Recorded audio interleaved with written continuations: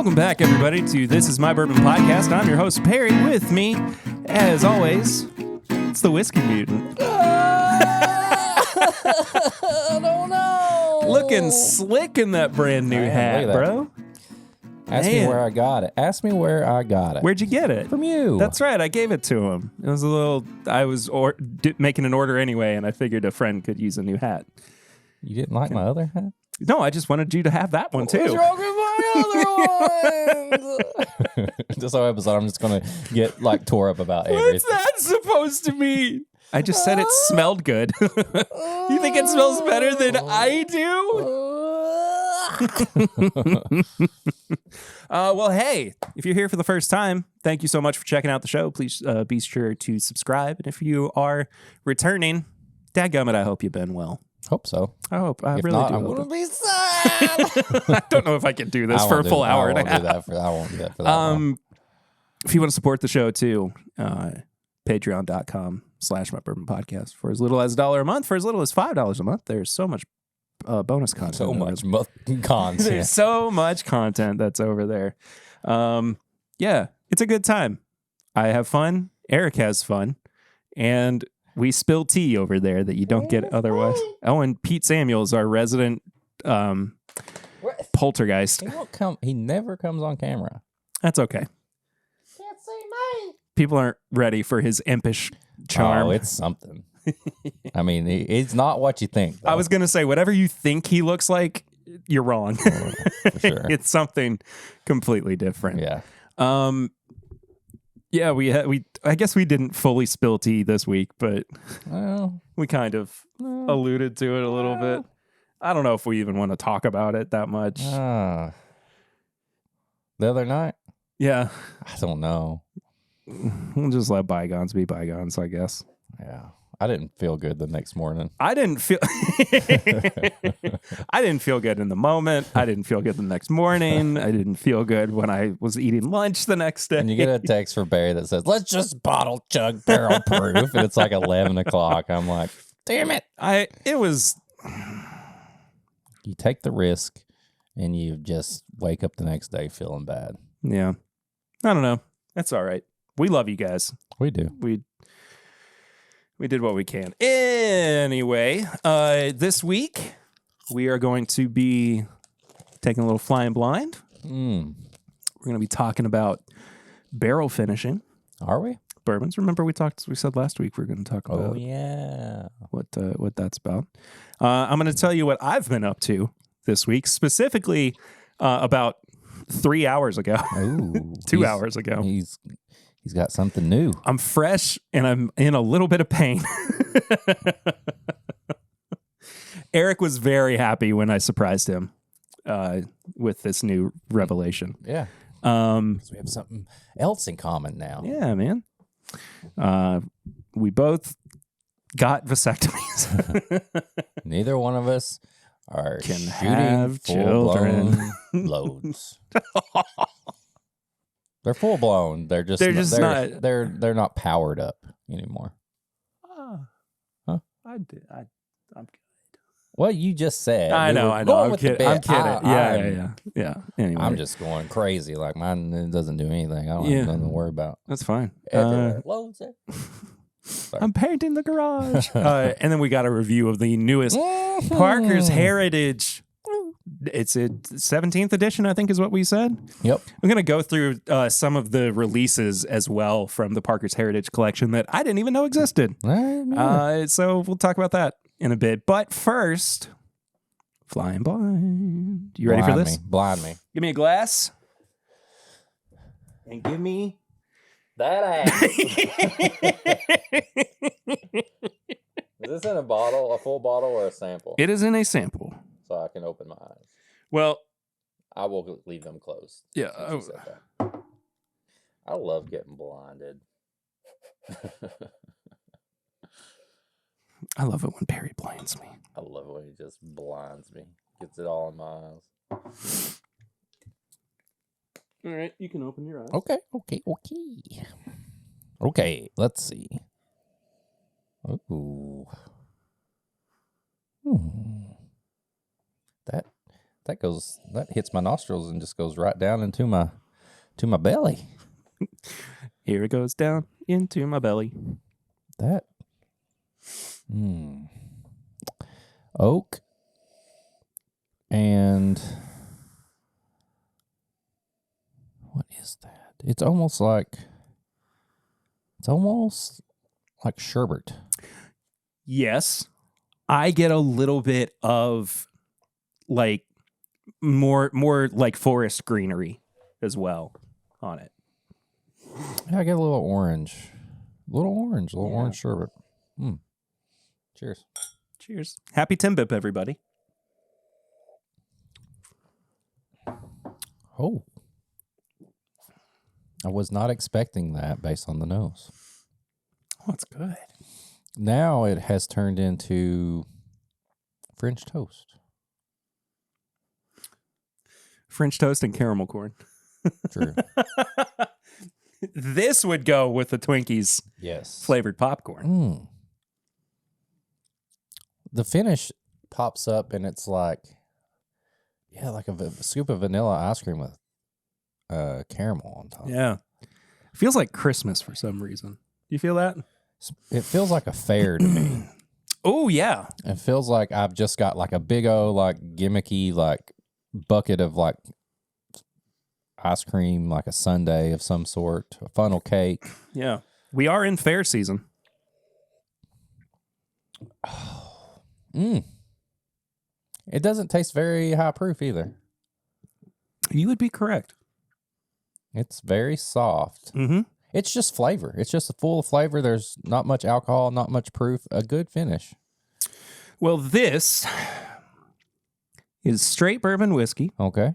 96 proof. Okay. Do not know what the age is on it. Okay. This is from Four Branches 4 Branches. in Tennessee. What is 4 Branches? It's a distillery. I don't know that one. I had a friend of the show, friend of the family, Ben, who lives next to Lucy's dad. And he said, I got this sample that I want you to try. I think they would be a great interview for the podcast as well. And I was like, well. So did he Maybe tell we you do. where it was sourced from? Or Oh, it's tell- there. It's theirs. It says DSP Kentucky. Oh. That is some phenomenal bourbon. That's great. Yeah. I really, really like that. And it's only 96 proof. Yeah. I don't think it needs to be anything higher. No, that's what I'm saying. Like, that is a crushable, but I will say for it to be that proof, there's a lot of layers to that. Yeah. I mean, it's funnel cake, it's orange on the nose. That's good. When is that going to be bottled? I don't know. We're going to have to find out. We're going to have to get him on the show, and we're going to have to ask them. Call them a lot of questions. I cannot do that. You know what I can do, though, is ask you, what have you been drinking recently? 4 Branches. Well, fair enough. Let's see. What have I been drinking? Oh, Jack Daniel's single barrel proof. that is true. We both drank some of that. That is true. Night. I paired that. While you're doing this, I'm getting hot. That day, I had made my 69ing for the week, and I'd used the Jack Daniels to pair Cinnamon Toast Crunch cookies. So I had that. Then me and Perry had some more later that night. Because we were commiserating together. Yeah, there's this whole thing. Like, it's probably more of an in-person conversation if you're ever around. But we went out for Addison's 15th birthday. Yeah, man. And she wanted to go up to Malone's. I know, I can't either.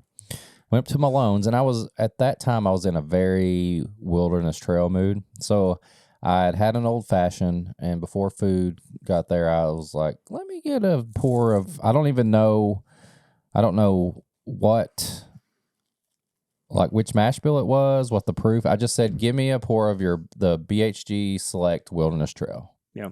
Brought it out, and it tasted like a oatmeal cream pie. Nice. It was so good. Oh, yeah. You said that on your Instagram story, too, didn't you? I was like, this is oatmeal cream pie awesome, in a man. glass. Yeah. So, yeah, that's probably, I haven't had too much more. I probably had a little bit more around when I was talking to Perry, but yeah, those are the 2 significant things I've had. I got one that I've been drinking recently that I wanted to actually share with you. Oh, hell. 4 branches. Other than 4 branches.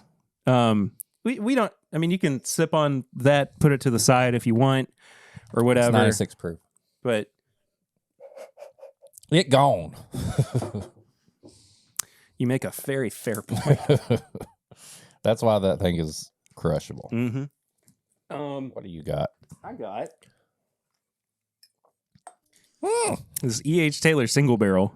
I saw that the other day in your trunk. That I showed to you, and I think I cracked it that night. Yeah, it was either that night or the night after, just because it had been staring at me. Yeah, and I have never owned a bottle of this that I have been able to open. I've always, like, there was that one pick that I found. I don't remember if I talked about this. I think I did talk about this on the podcast. There was the one pick that I found that I wound up having to sell because I needed the money. Yeah. And then there was another one that I was just kind of a liaison for, like just kind of passing off to somebody else. But yeah, this is my very first, and it's not a pick, it's just the single barrel. This is my very first bottle of E.H. Taylor single barrel. And do you know if this is like a recent one? Or I don't know anything about it, honestly. And while we're pouring this and talking about it, before I get into more of what I've been drinking recently, I did a big thing today. You did. I think I might have talked about it on the podcast before, but for Lucy's 30th birthday back in January, she was like, I'm going to get my first tattoo. I was like, oh, okay, well, I'll do that for my 30th as well. Because it was never a question of if. Like once we got on our own and, you know, had our own money, it was more of a question of when. And I was like, well, I think 30 is like a good time to do that. You know, and I'm not bemoaning anybody who did it before 30. I don't care. That's just that we 19. Yeah, that's fine. I don't care. It's not my grand. Look what I did. So before I came and recorded, I got look at that forearm, baby. my first tattoo. It hurts like a son of a gun. Still, I was really not prepared for the very like specific pain. It's different. That it is. It's different. And I was talking with a guy who did it, and he was like, "Yeah, it feels like you get scratched by a cat." And I was like, "Yeah, it does have that lingering, very tiny. It's a burn sting. Yeah, it is a constant burn. And it's. I'm really, really happy with it, and I'll tell you what it is too. I don't even. You know what it is. Huh? So I don't. There's not really a good way for me to show this on camera, and I apologize. But if you're watching the video version, and audio listeners love you to death, put a picture up on there for me. Yeah, I'll do that too. The top line is Lucy's name in Elvish script from Lord of the Rings, and the bottom one is Eden's name in Elvish script. And I was trying to decide like how I wanted to go about doing this. They spelled her name wrong. Wouldn't that be something? You would know. I gotta tell you something. So I took Eden's first and I knew I wanted to do Eden's first and middle name in the script, and I wanted to have Lucy's name too, but I couldn't decide between Lucy's maiden middle name or the middle name that she has now, which is her old last name. Right. And so I went with her old last name because, I mean, that's her name now. Yeah. You know, and I just think, I think it truly got down to what looked better as well. And it looks cool. Yeah. I think it looks up really well. I think it looks really, really good. I mean, I took the time to, I mean, being a graphic designer, I was like, I don't want to just throw anything on my body. So I like took the time in Illustrator and like lined it up and made sure that it was perfectly evenly spaced and everything. They did a good job too, because sometimes it's really sometimes accurate. Sometimes the like script and like really like tight like lettering and stuff, is harder to do than like an actual. It looks good. Yeah. It's crisp, very crisp. Yeah. So so Black Rose Tattoo in downtown Lexington, they're across the street from Goodfellas. Yeah. The original Goodfellas location. Not the one that we go to now, the OG. Yeah, the one that you would go to at night when you've been out in downtown Lexington with your friends. Feeling real bad. And you really need something to make sure you're not going to feel terrible the next morning. Is Tally Ho closed? Are you sure? I'm pretty sure I saw them open the other day. Okay. Because every time I've driven by them recently... They have weird hours, though. Maybe that's what it is. Yeah. I mean, yeah, they do cater to college students who are up way too late or up way too early. And adults who decide one night they're just going to go out and they realize they've been out too long and they need food. Hands down, one of the best and night shift nurses since there we go. DoorDash and stuff started. There we go. People would blow them up at night at the hospital. But early tips and bits. Maybe we've talked about them before too. If you're in Lexington, we talked about them when we were talking about the wrestling announcers. Yeah, because I went out with wrestlers there, and that was like the only thing open after our WWE event. Yeah. And they were like sending one person in to check out the crowd and being like, they had like codes. They were like, is there people wearing wrestling shirts in there? Are we cool to go in and stuff like that? It was interesting to watch. But it's just like a greasy spoon in just on the outskirts of like downtown. Ho burger, baby. You have not lived until you've had a Ho burger. Double with cheese, bacon is absolute money. That's so good. I think Tally Ho was the first place I ever got a BLT from, like at a restaurant. As soon as you said B, I was like, what? I thought you were going to... That's the first place I ever got a B. One of those jobs. Yeah. That'd be amazing. Yeah. Anyway. That's a really good... it's really, really good. I've actually got two over there. Swan, I got one from Swan that you have actually had because you all... And then I had one of my own, so... And I haven't opened them in a while, so that's good. That's just classic Buffalo Trace to me. I think it's got to be like 10 years old. It's got the, it's like the older cherry cola. Yeah. It's got that cherry cola that I just love. It's like an elevated Eagle Rare pick. And it's, it's 100 proof, so it's 10 proof points higher than Eagle Rare is. You think that Harlan is the one that picks these, or is there somebody else? You think he's like, hey, Freddie, will you go pick the E.H. Taylor single barrel for this run? I think it's got to be somebody else. Yeah. I mean, the way that Harlan is described, and I've never had the good fortune of actually like meeting him. Has he ever smiled? I don't know. I don't feel like I've ever seen him smile on like interviews. I truly don't know. We went to that. Me and April went to one of the like 6 million barrels. What those events where they're like pouring like the millionth barrel. Like I got I put in for one, and it was the one before COVID because we were in the apartment before we went there. And it was fun. I enjoyed it. There's food and all this stuff. But like everybody's having a time, and we were sitting there, and he was like actually sitting beside us over there. I don't think I ever saw him smile one time.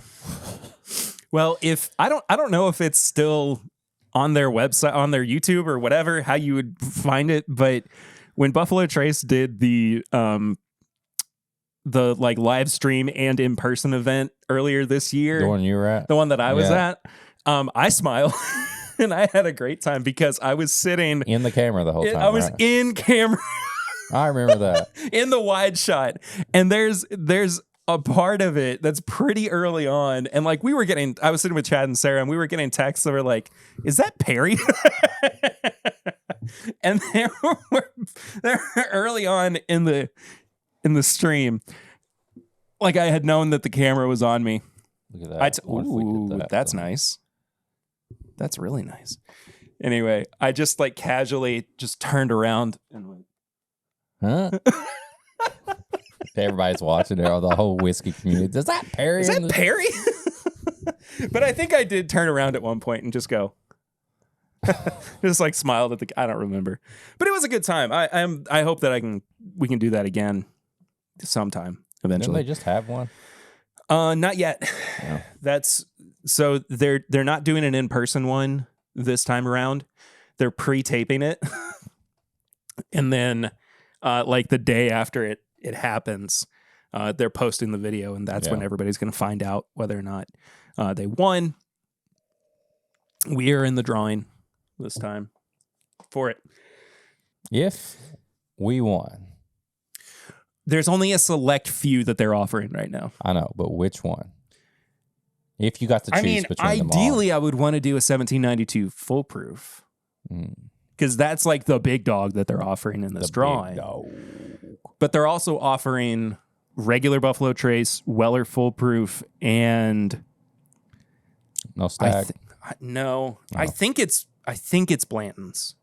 That's the one. No. Please. Do you really want to do a Blanton's pick? Okay, fine. If it would make you happy to do a Blanton's pick and just go full tater mode. No, listen. I am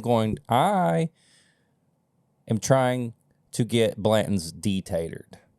I want Blanton's to be cool. When I post videos or stories or something and I put me with Blanton's and all that, that's 100% me. I told you like a couple weeks ago, I was like, what if I just started my collection was just Blanton's? I'm for real.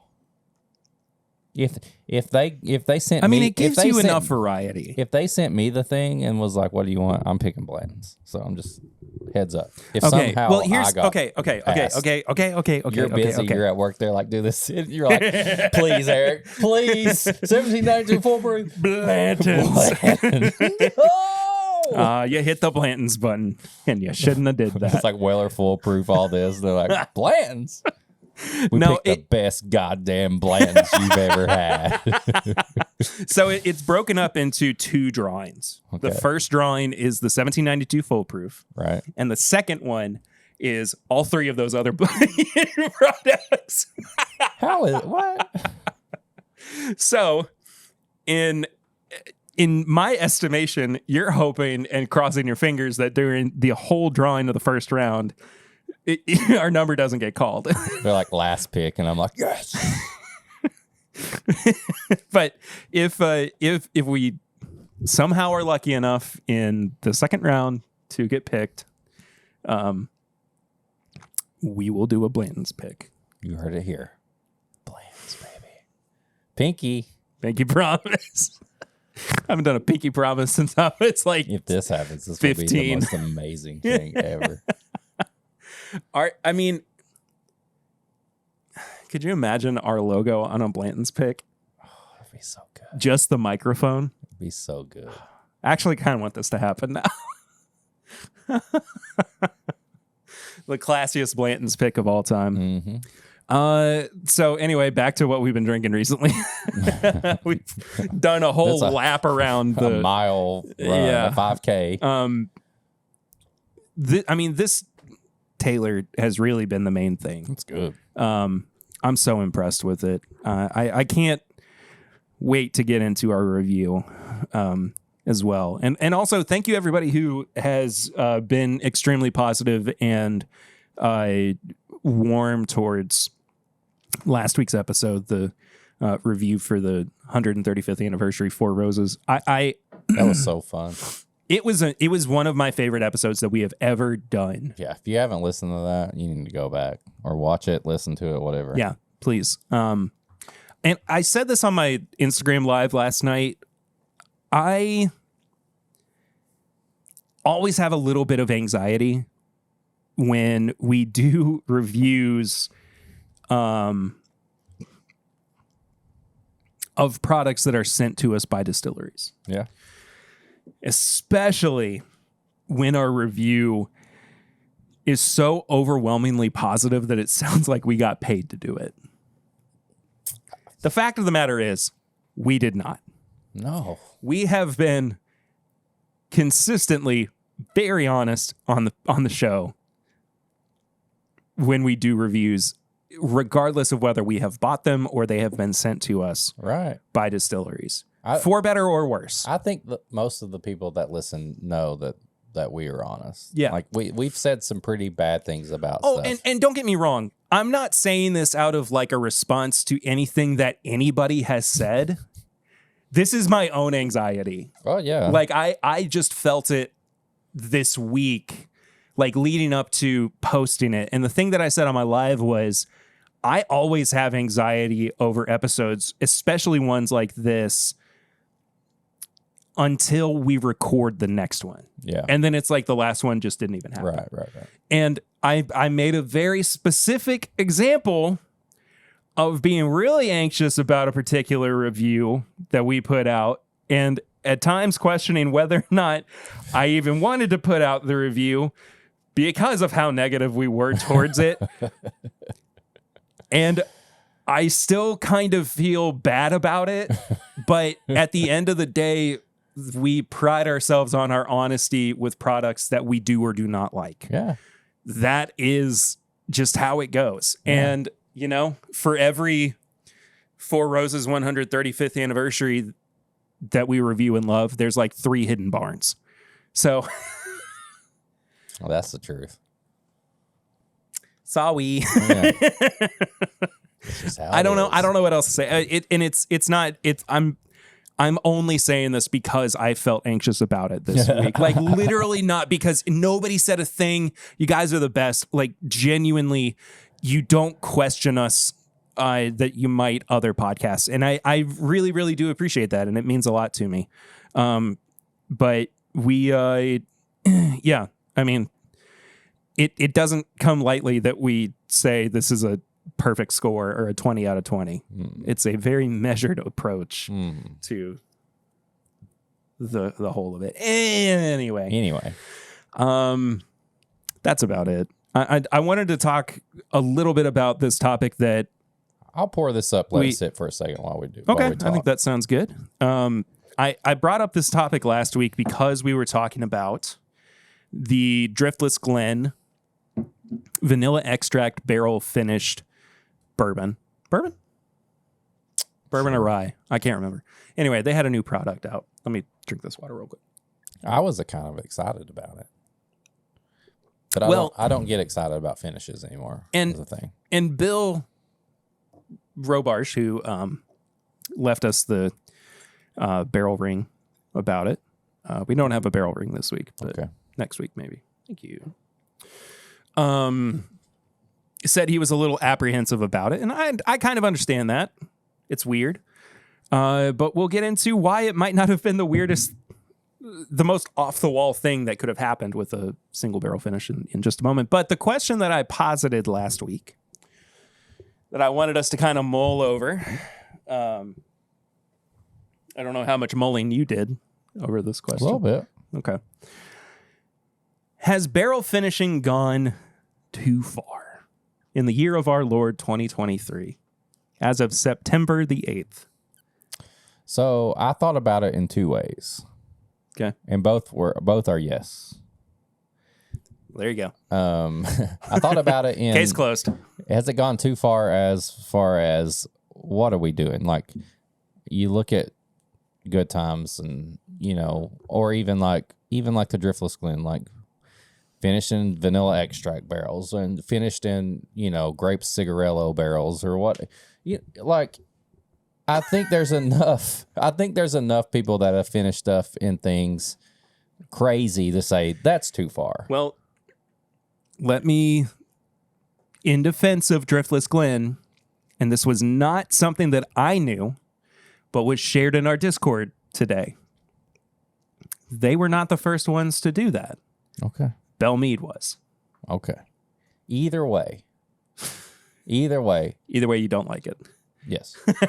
Either way, it has gone too far. Like it's to a point where we're finishing things and blah, blah, blah. Like, yes, as far as the finish goes, yes, I think we've hit a point where it's gone too far. And then I look at it in a way of how many different brands are finishing now. And it's like, that's a ton of products coming out. And I say, yes, there are so many finished products now that I feel like I kind of want it to stop. And I'm even saying like French oak and stuff like that. Whoa. Yeah, because it's getting to the point where somebody puts out a release or like even a smaller brand or something, and it's like finished in this, finished in that, all this, and it's like, can you just? I mean, we have group chats now where we see. Look at this bourbon. It sounds great. Oh, it's going into a whatever barrel. You know what I mean? Like, I feel like everything is like just finished in something else. And it's like, it's not special anymore because everybody does it. Everybody's doing the same finishing and all that. And it's just like, come on. Like, I'm tired. Like, I have a ton of finished products. I can't say that I hate them. I got maple finished. I got honey finished. I've got whatever finished. I got one that's like peach, like gummy bears. I really thought you were going to say Pete Samuels finished. Pete Samuels finished. How do you get that white Maker's Mark wax? Well, you don't want to know. But it's like now, like those bottles aren't even unique anymore because everybody has a honey finished. Everybody has a maple finished. Everybody has a chocolate, cigar batch, whatever. Like, it is. It's too much.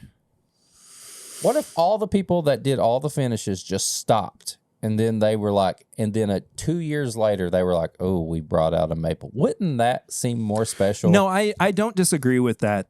I am more of the persuasion that it hasn't gone too far. And the reason for me is that I still feel like,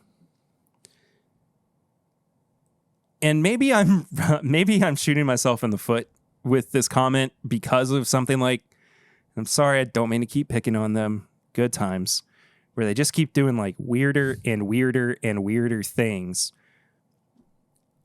I feel like that there's still some more things to be discovered. You know? Yeah. To me, it's pushing the limits of artistic expression in a way. I know that sounds really weird. Here's my defense for it, though. I'm going to shoot myself in my actual foot. It's a Mr. Beast video. I'm going to shoot myself in both feet as many times as I can. $20,000 if he would shoot himself in the foot, and then we'd match it if he did his other foot. That's exactly what that video would be, too. I thought, nah, brother. Who needs feet? They make wheelchairs. And then I gave him a wheelchair. And 2 new feet. And another $40,000. And this surgeon was blind, and I gave him sight so he could put the feet on. I'm Mr. Beast. We've been on a raft for 60 days. I'm filming this video from a different video. This is a very niche joke that you and I have. I love it. But it's so funny to me. I found 20,000 rats, and I asked each of them if they would date Jennifer Aniston. And the last ones to survive after the date wins $1 million. Millionaire per rat. And then we put him on the world's biggest yacht. And he fought for his life in a freaking Squid Game event. I put 100 people in a room filled with bees, like not a little bit of bees, a lot of bees, the most bees you can imagine. Per person. Whoever doesn't die from anaphylactic shock, because it's going to happen eventually, wins all of the money. And I gave all those bees money. And then they say bees die when they sting somebody, but I I revive developed them. a cure to bring bees back from the dead after they sting somebody. Sorry. What were we talking about? I shot you in the foot. No, that was... And then we... Oh, the good times. So in defense of what I was saying, Yes. I think that the only way that we can truly learn if we have gone too far is to push it. We actually go too far. Is to push it to the limit. What's the limit for you? I don't know. What? You see something pop up on Human Coming Soon. feces. Okay. You see it finished in a porta potty. No, like think of something. Think of, okay, we've got other spirits. We've got food. We've Trash got can blending. that's already happened. And maybe still happening. Who's to say? Probably still going on. But food, spirits, cigars, whatever. You see something pop up that says that we finished it in this. What is the thing that you just sit back and go, we've gone too far? Like, honestly. I mean, truthfully, it's probably like it's just a barrel of poop. A barrel that So once had everything poop. up to poop is game I don't know. for you. No, not necessarily, but I think that that's like the first. Fish? Like, what if they went? I Like, don't know. I don't see like there's. what if Heaven Hill was like, we're going to take it back to pre-prohibition or whatever, when they would take the fish out of the barrel and they would use the barrel. Okay, but you have to think about too. Bourbon exists now because that happened at one point. Jeffersons did that probably, didn't they? Sure, but I'm just saying, like, it didn't. Nobody. Okay, there were people who didn't like it, but the point stands That's that. why we have the bottled and bond act. Yeah, exactly. It's We've made a full circle. We closed the loop, everybody. I'm just saying that, like, there wasn't the quality control back I get then that. that there is now. So the journey from, like, we have this idea, how are we going to implement this idea and improve the idea eventually has gotten us to this point. So at some point in time, the worst version of this did exist. yeah, And that version is caused it's them the- to change things. Exactly. So something needs to happen in whiskey now, that something gets finished to where we change the law.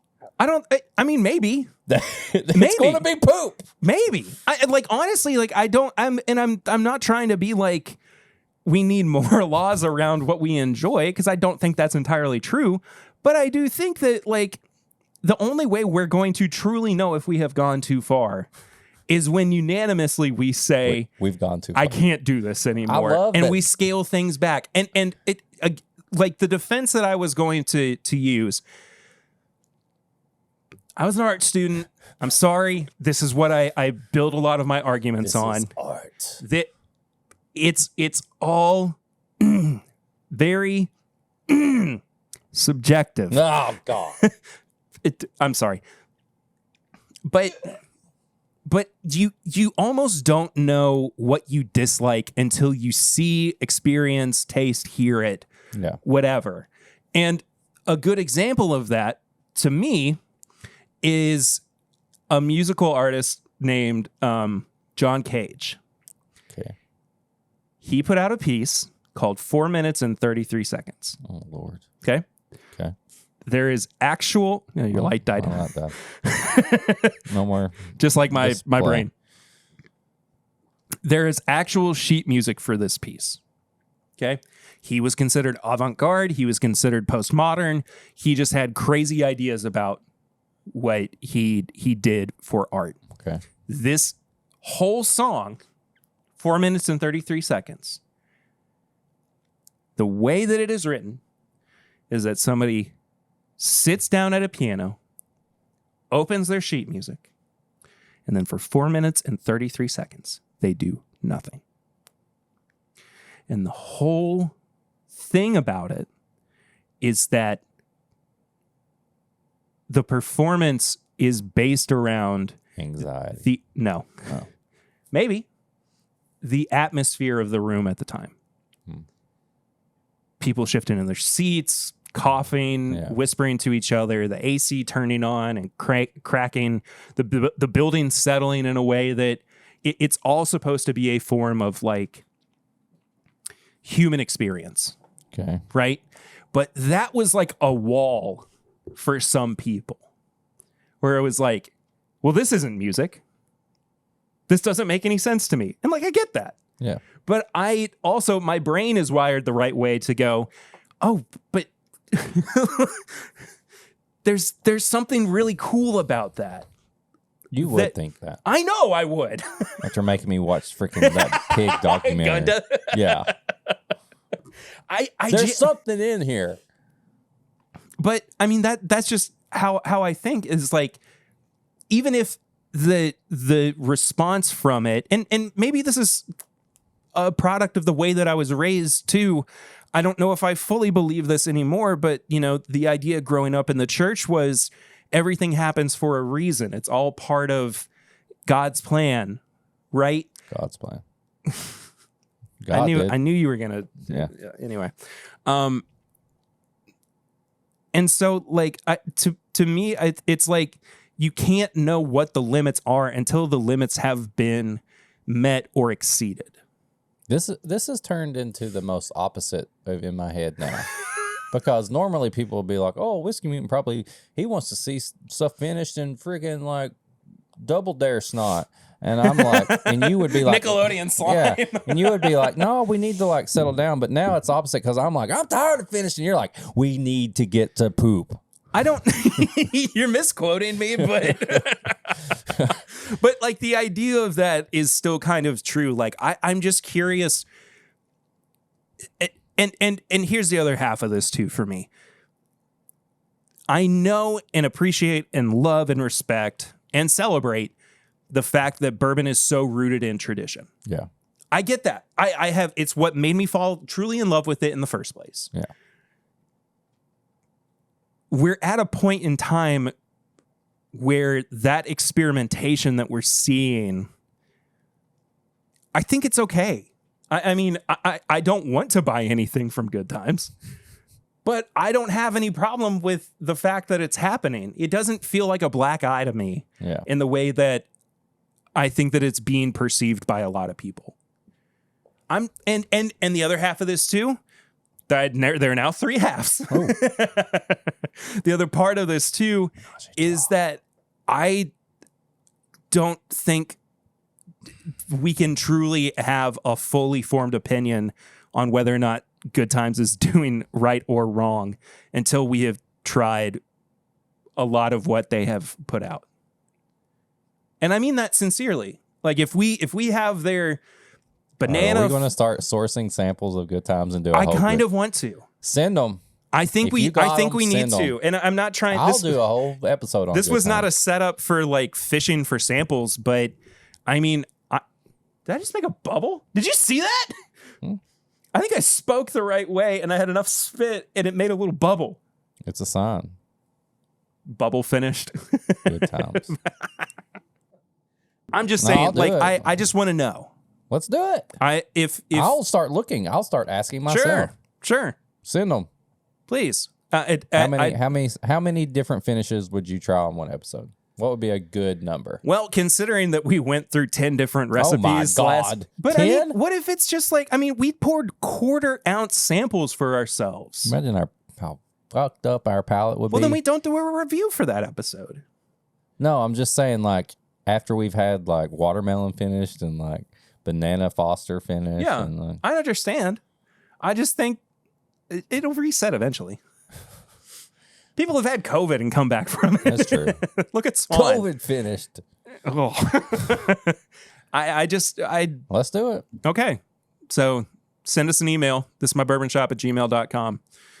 Or message us on social media. And I mean, genuine. This is not us trying to like set ourselves up for. I had no idea that he was going to start talking about this. Well, I didn't know I was either. It just kind of happened. Good Times so much. I've never had Good Times. You think you have it. How about we do a review? Okay. All right. This was not finished. this is an unfinished product. Yes. This was sent to us, again, free of charge. You getting a little nervous right now? A little bit. Okay. A little bit. At Heaven Hill, this is the Parker's Heritage Collection 17th edition Cask Strength Kentucky Straight Rye Whiskey, 10 years old, 128.8 proof.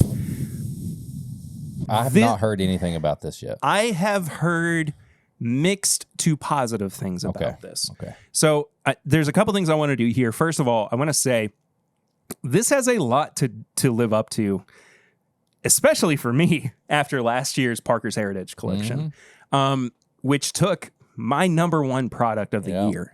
I don't know.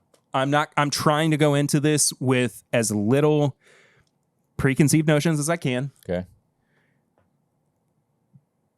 But last year was really spectacular. It was. So we'll find that out. The other thing I wanted to do in our discussing what came before this release, we started going down the rabbit hole of all the other releases of Parker's Heritage, going back to 2007 with the first edition. And I just kind of wanted to run through some of these. I figured if we didn't know about this, other people probably haven't learned about it as well. But there are people. Oh, you kidding me? Sorry. I'm sorry. You kidding me? Every episode is somebody's first episode. Kidding me? So the very first edition of Parker's Heritage in 2007 was a cask strength bourbon. Five different proofs. 5 different proofs. Don't know if they were single barrels. Don't know if they were batches. Don't even know if they were rye bourbons. They could have been wheated. I'll call the gift shop and ask. They probably know. Give them a holler. All right. I'm sure they would love to hear from you about that. And don't even know the age on these truly either. Ramping up to 2008 with the second edition, a 27-year-old 96 proof Kentucky straight bourbon whiskey. 27-year-old. I have to imagine in 2008, this was like a $75 bottle of bourbon. $40. Probably was not a whole lot. I mean, now, it's like $200 or whatever for these bottles. But 2009, the third edition was called Golden Anniversary. It was another bourbon, 100 proof. Fourth edition was a wheated bourbon. There were 2 proofs, so it could have been a couple different batches or whatever. You brought this up too. Crazy in 2011 with the 5th edition, it was a cognac finish. I mean, they've been doing this since 2011. For 2007. It says 2011. The first one was 2007. No, finishing. We were just talking about sorry. finishing. Oh, okay. I got you. 6th edition blend of mash bills. Look at the proofs on those blends. Yeah, one of them's almost hazmat. 139.4. I didn't even truly take a good look at, but 129.6 on the first edition. That in 2012 would have put hair on people's chests. I feel like. 2013, the 7th edition, Promise of Hope. I think that was the year that Parker passed away. I've just heard legendary, that's legendary status on that one. This is another 96 proofer. Yeah, that one was 96. So I wonder if that had some kind of significance for Parker. Maybe.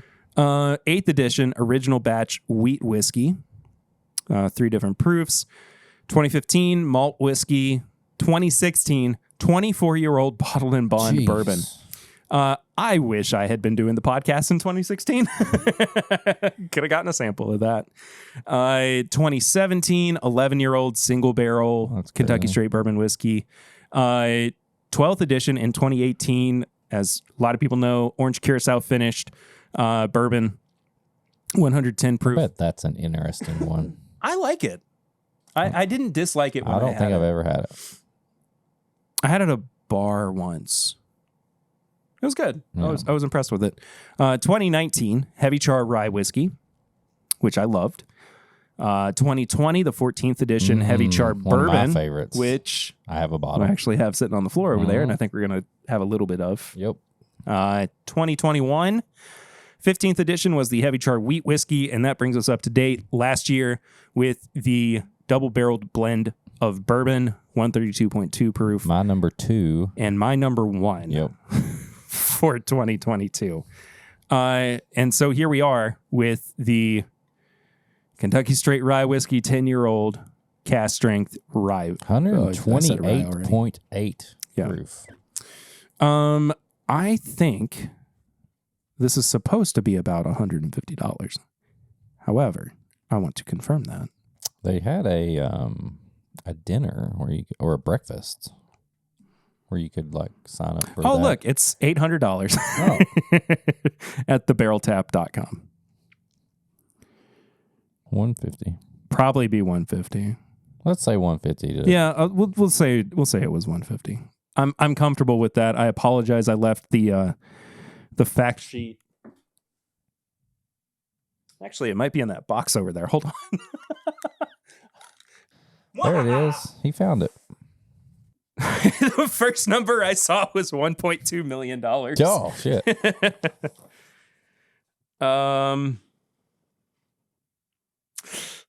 $185. 80. 185. Okay. Okay. All right. I mean, at 150, what's $35 more dollars? Half a tank of gas. That's true. Especially if you're going to Heaven Hill to get it. Yeah, right? Yeah. Y'all ready for this? All right. I say we get into it. All right.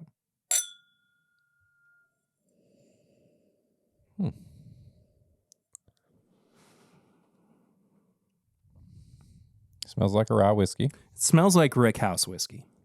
Like when you're in a Rick House and the angels share. When the angels share. Is floating all around you. There's two places that the angels are. Rick Houses and in the outfield. I can think of a couple more. Harlem. Montgomery. That smells good.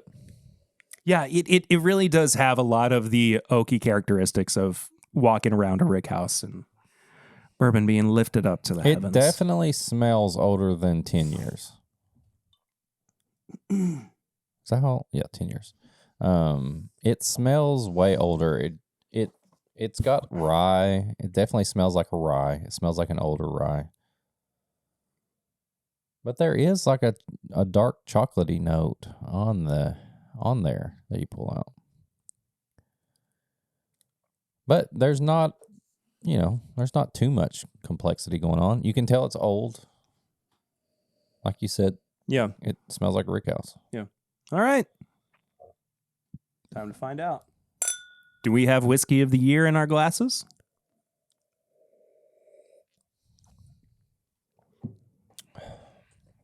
Pretty good. It's pretty dang good. It's pretty good.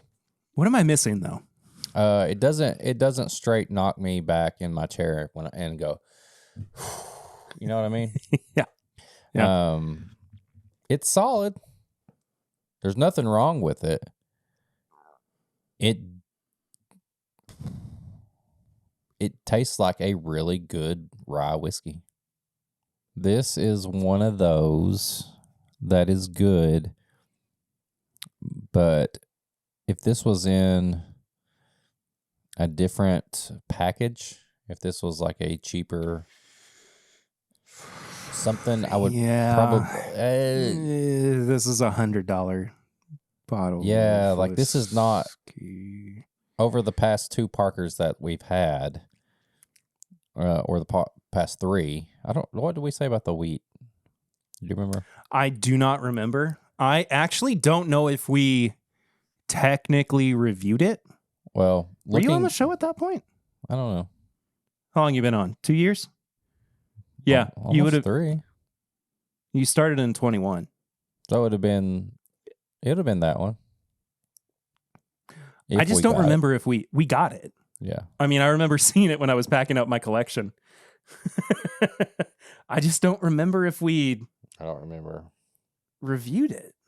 Just comparing it to last year and comparing it to what I have. Are you okay with us doing a little? Yeah. Seed be seed? I mean, this is a 10-year bourbon. This is 10-year bourbon heavy char. I know they had a heavy char rye, which I loved. That rye was so good. I don't know. Like I feel like this is a solid there's nothing wrong with this, but it's not that LE, that once a year release factor. Yeah. If that makes sense. If I remember correctly, this was an excellent bottle as well. I put a hit on this. Dude, I think that's about how my bottle of the double barrel blend is right now too.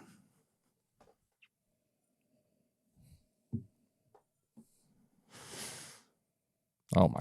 I mean, now it's night and day.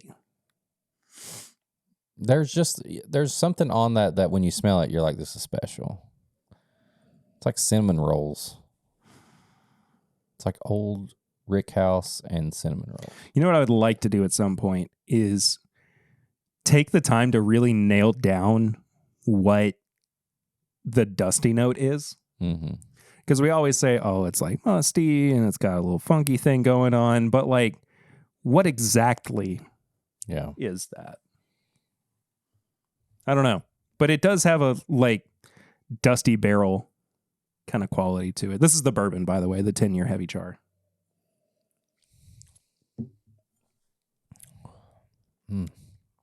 Now that makes you sit back and just go, yeah. Oh, that feels special. Yeah. Oh. There is a finish on that thing like nobody's business. Like, and it reminds me of that one we had last year too. Ooh. Yeah, this feels the bourbon feels like the first attempt at the double barrel blend. Uh-huh. Not out of any like particular reason. Yeah, it just feels like this is that's amazing. It's in the same like caliber, I think. And then the next level up is the purple one you got. Yeah. I don't know. I just feel like this is a great rye whiskey, the one we're reviewing, the new one. But it's not got that special factor. It just doesn't have that. I mean, this is, like you said, it's solid. I'd pay $100 for this. But we are in LE season, and we have to and also, okay, I'm going to backtrack on a couple of these comments, especially based on the price, because we gave the double barrel blend price last year, which I think was like $175, a pass. Yes, because of how good it was, but also because these bottles, the profits do go towards ALS research. True. So, I mean, you're basically buying like, it's not exactly this, but it's like a tax write-off. You're doing something good. Yeah. You know, I mean, like you've got to approach it from a standpoint of, I may be paying a little bit more than I'm comfortable with, but there's good things happening with this bottle as well. It's not just. I'll take that into consideration, but I think. But I refuse to give it. But as far as like a once a year LE, like a big bottle that people look for, I don't think it has that it factor when I drink it. Yeah. Like I could see this being like, I don't even know what, like if they put out like, we're going to put out a barrel proof Elijah Craig single barrel rye. Yeah. No, I completely agree. We're going to charge $100 for it. I'd be like, that's what this tastes like to me. You know what's crazy? Heaven hill, I'm sorry. What the heck happened with the Bernheim wheat whiskey? Barrel proof? One batch and then it's done? It was good. They did it in the do your own thing as well.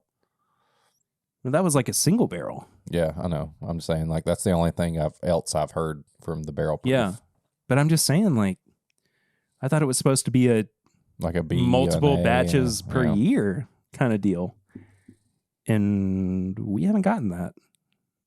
So, what do you think, Garp? He's happy about it. Oh man, we'll talk about One Piece again in a little bit. Oh yeah, I think because you finished it. Yeah, I gotta resume my thing. But anyway, Good, but not great. Yeah. I hate to align myself with the reviews that I've kind of glanced at prior to this. I do think this is a step down from last year. I hate to compare it to that because last year is like S tier level bourbon for me. But I think that Ravenel can do better.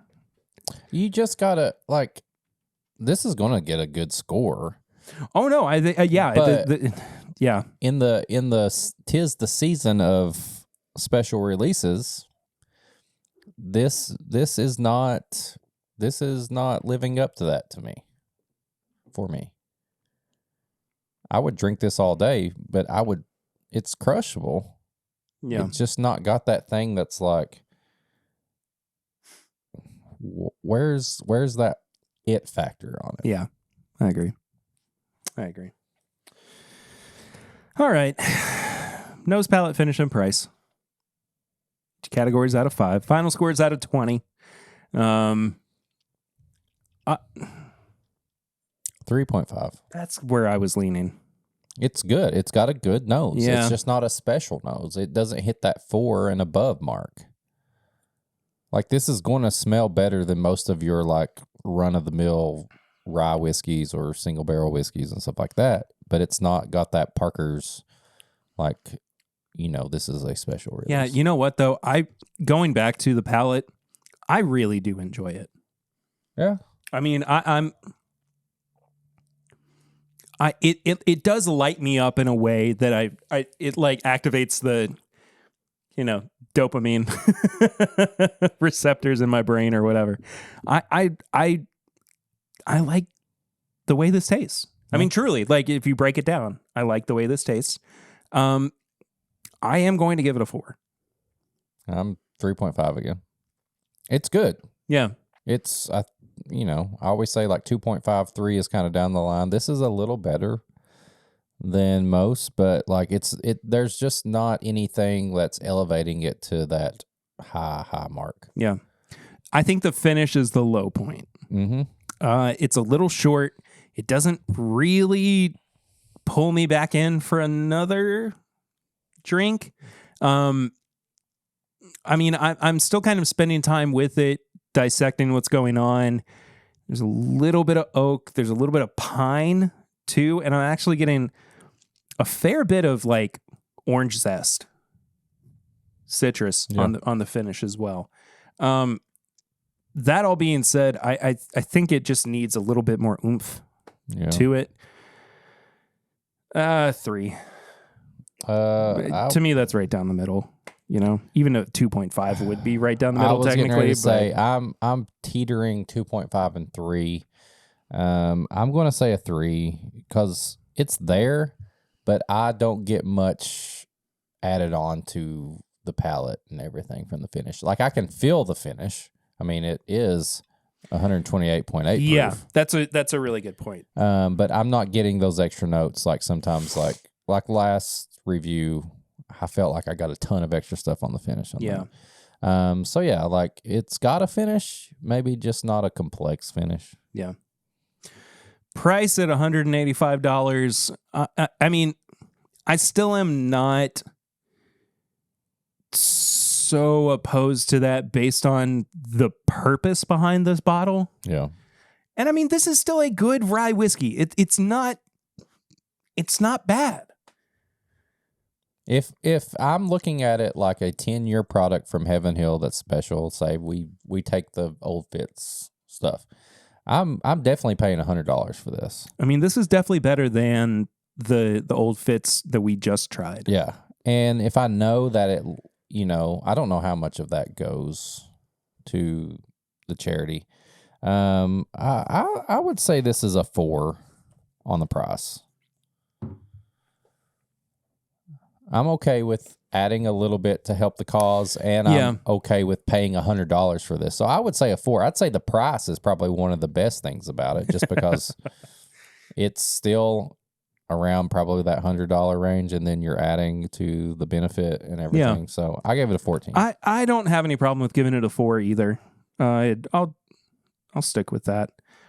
My final score was 14.5. I think you were, I was going to say you're a little bit above me. Yeah, I think that we spoke a little bit more negatively about this than actually our scores would reflect. But I mean, this is a good whiskey. It's a good rye whiskey.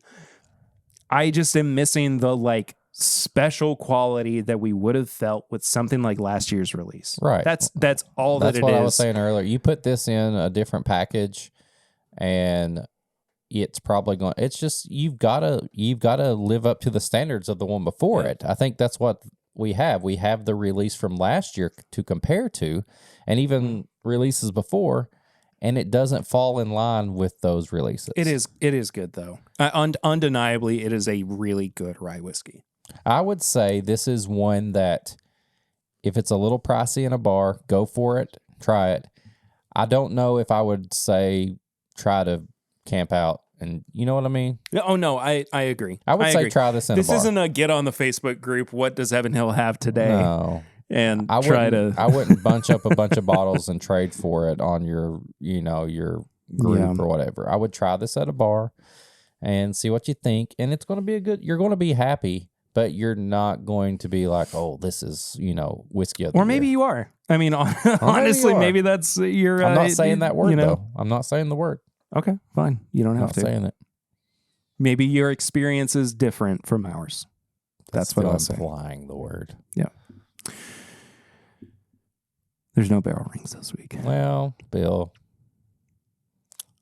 It's all right. Well, struck out. Can't hit a homer every at bat. I mean, it's only just the punching in. I'm sure he has on speed dial. It's just probably easy as but if you do want to send us a voicemail for our barrel ring segment, you can do so by calling 859-428 8253. That was actually beautiful.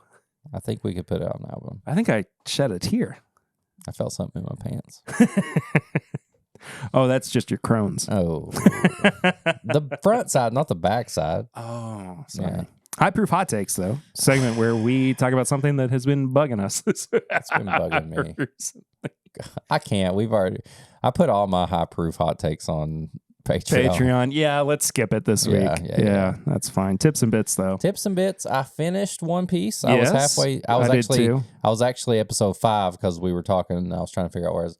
And so I was only one episode ahead of you. Yeah. Then. I love this. I've posted about it already. There is a scene towards the end. It's like the next to last episode or at the end of it, because in the manga, in the anime, and they did it so they well. did it perfectly. It's just it's the moment to where the team comes together and you get the chills that these are badasses, and I loved it. Monkey D. Luffy. He's so weird and fun and energetic. But when he gets serious, you're like, oh. They did it. God, he's so good in the show, they broke the curse, like I said. I knew that they did after the first couple episodes, but finishing it out, this is 100% the best anime to live action adaptation I've seen. Agree. And I'm not counting when the Japanese studio turns around and makes the same thing again. I'm talking about Netflix, Western film and all this. They took it and they did it. The music is great. The scenery in this is beautiful. They took wacky things in the anime that I never thought would work, and they made it work. And I also, coming back from my comments last week, I really actually did by the end of the season come around to, both Arlong and Usopp. Usopp? I think Usopp had the best progression of the dislike to like. The more the episodes go on, the more he does lie, and you're like, okay. It's like, yeah, that's the point. That's what you're supposed to be doing. Yeah, he got it. And it's supposed to be big and boisterous and funny, and you're like, I see what's going on here. And that final story that he's telling in the last episode is so good. And then when it's so much Luffy, fun. like, that's him. Like he's like, yeah. 3 cheers for Captain Usopp. Yeah.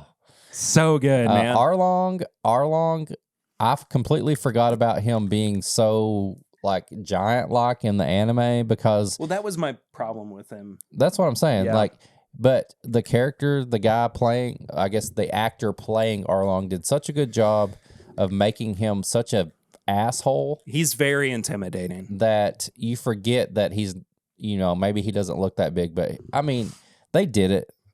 I cannot wait for season 2. It's just such a great. It's a great show. I know that there are a million things to watch and listen to and read. Do you think that you'll go back and rewatch this season on Netflix? Yeah. I think I will too.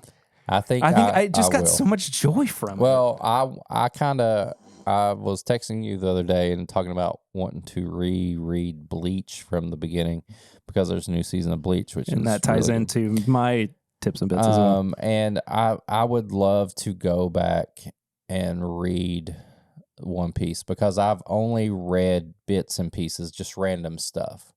And I would love to sit down and just say, I'm going to start from chapter 1 of One Piece and read the current, because the anime is on episode 1076. That's what I think you said 77 last week. So around that. Yeah, something like in that. In the 1070s. And I've watched every episode, even the filler episodes. I've watched it all. It's honestly became one of my favorite animes of all time. And I would love to go back and read it just in rhythm with what, no fillers, nothing else, and just see because. So, well, off the back of that, I read through the original 16-volume run of Dragon Ball this week. Yeah.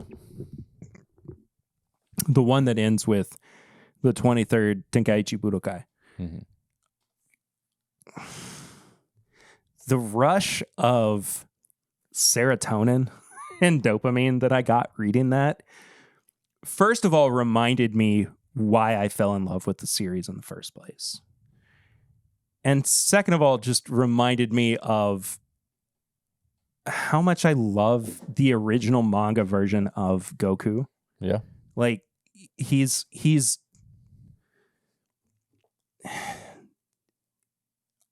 as much as I appreciate an extrinsically motivated character, like somebody who just wants to do good for other people because that's what you should do, I love the message of the best thing you can do in life is continue to improve yourself until you've reached your goals. Put yourself in a negative pressure anti-gravity room and just blast yourself until you become strong. Do something that scares you. Do something that you could potentially fail at. Yeah. I mean, I will be very honest. Leading up to today, I had a lot of anxiety about getting a tattoo. Now look at you. And it's happened, and I'm very happy with it. But I mean, it's so easy to just say, yeah, I'm not going to do it. Right. It's so easy to do that. But pushing yourself is it's so much more rewarding. Yeah. And I just know why Goku is such a formidable and grounding character that people draw a lot of inspiration from. And the first 16 volumes of Dragon Ball are incredibly well paced. Yeah. I mean, I literally got through them in 3 days. I was going to say the pacing of the manga in Dragon Ball and Dragon Ball Z is a completely different animal than if you sit and watch the anime. Well, see, I'm at the point where I think I would rather read the manga than watch the anime. But on the backside of that, though, I've been watching Dragon Ball Z Kai, which I've never seen before, and it takes out all the filler from the original run. What do they say? All thriller? No. All thriller, no filler? Yeah, something like that. And yeah, I mean, it doesn't have the weird like side stories that are of no consequence to, and that's how I prefer to experience it. And like I got through the manga of Dragon Ball, and I was like, I want to watch Dragon Ball Kai. Yeah, I want that to be a thing. I don't know if it ever will be. Dragon Ball Z Kai was so controversial for a while. There were so many hurdles that they had to get over to put it out. But I mean, like, I blew through the Sand Saga, and in 2 episodes they went from we need to go to Namek to we're almost to Namek. I was like, that's how it should be watched. That's the way to consume this. That traveling to Namek is such a long... They have so many filler. That's like 3 filler episodes that are garbage. And back in the day, you had to wait a week in between every one of them, exactly. especially when they started dubbing everything. Yeah. So I'm mostly like gushing over what I already love, but also kind of honing in on the best way that I have found to experience these things that I've already enjoyed. And yeah, it apparently is just when the fat is trimmed off and I get to just watch it the way it was intentionally supposed to be watched, or read the way it was intentionally or originally supposed to be read. So now that was some Goku screaming up there. He's fighting Frieza up there. So I'm looking for the right printed versions of Dragon Ball Z manga. Mm-hmm. And apparently I'll talk about it off air. It doesn't matter, but I'm in pursuit of that right now. I'm not jumping the trigger the way that I kind of did with the box set that I got. But and on a completely different note, Tyler Childers has a new album out today as of recording. It's 7 songs. It's 28 minutes. It is a brisk listen. It is so good. Is it? I've listened to it twice today already. Nice. And it's just it's some of his best songwriting. I think he's just an incredible person. Kentucky boy, of course. We've already gone on long enough with this episode, so I won't wax too poetic, but just very thankful to like be alive when this artist is writing music and being a voice. Yeah. It's an important thing. So, you know what else is important? I do. Going to patreon.com/mybourbonpodcast. There it where is. you can support the show for as little as $1 a month. But if you want bonus stuff, all the extra stuff, you can subscribe at the $5 tier. And you get everything. You get this episode uncut, where some stuff was said that we can't say on air and we swore to secrecy. But that also helps us get more stuff, helps us get things to you. Pay some bills.